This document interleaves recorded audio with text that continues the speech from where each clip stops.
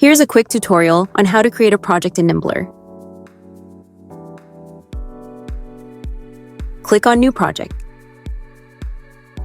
Give your project a name, and then click on Add Project. By default, your newly created projects will be placed on the left side of your dashboard.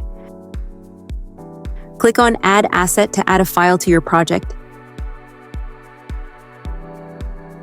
You can drag and drop files in the Asset option.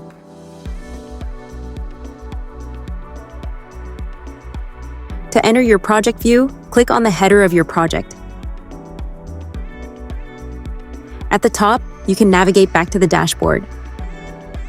This view displays the stages in your production process: to do, in progress, ready for review, and approved, arranged in a Kanban view. You can change the view filter of your projects if you prefer to visually reduce the size of your assets. On the right side, you can access project details and management options. Here, you can rename your project, add a description, attach supportive elements, and add members with specific admin or member roles.